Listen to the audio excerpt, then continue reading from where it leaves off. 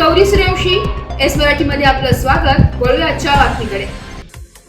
दिंडोरी तालुक्यात सर्वात मोठा परिसर असलेले वणी पोलीस ठाणे अगदी सुरगाणा तालुक्याच्या हद्दीपासून तर निफाड तालुक्याच्या हद्दीपर्यंत तसेच कादवा नदीच्या उत्तर भागातून ते कळवण तालुक्याच्या हद्दीपर्यंत वणी पोलीस स्टेशनची हद्द आहे। याच पोलीस स्टेशनच्या हद्दीत वणीसारखे मोठे शहर तर छोटी मोठी जवळपास 65 खेडी आहेत। वणी शहरासह तालुक्यातील अनेक ठिकाणी सर्रासपणे मद्य विक्री सुरू आहे। यामध्ये विक्रीसाठी नेमके पोलीस प्रशासनाचे पाठबळ आहे की काय असा प्रश्न तयार होतोय।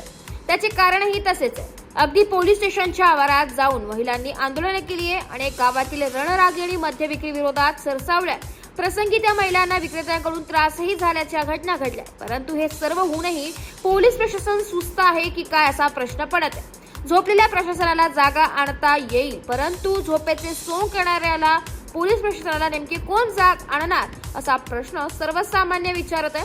आंदोलने झाल्यानंतर तात्पुरती दाखवण्याकरता एखादी केस केली जाते, किंबहुना दारू विक्रेत्याला विनंती केली जाते की एक केस हवी आहे, तुम्ही विक्री करणाऱ्याचे आधार कार्ड आणून द्या, जामीन करून द्या। अशी परिस्थिती या हद्दीतील प्रत्येक ठेक्यावरती दिसून येते।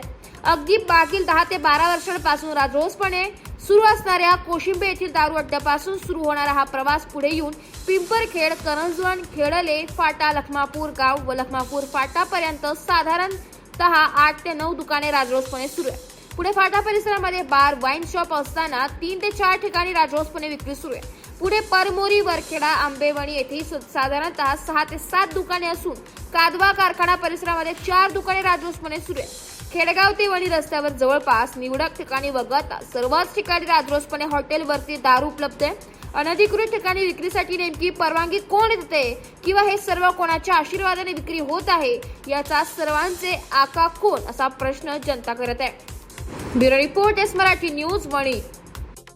अशाच नवीन ताज्या घडामोडी जाणून घेण्यासाठी आमच्या एस मराठी न्यूज चॅनलला लाईक करा, शेअर करा, सबस्क्राईब करा आणि बेल आयकॉनला क्लिक करायला विसरू नका।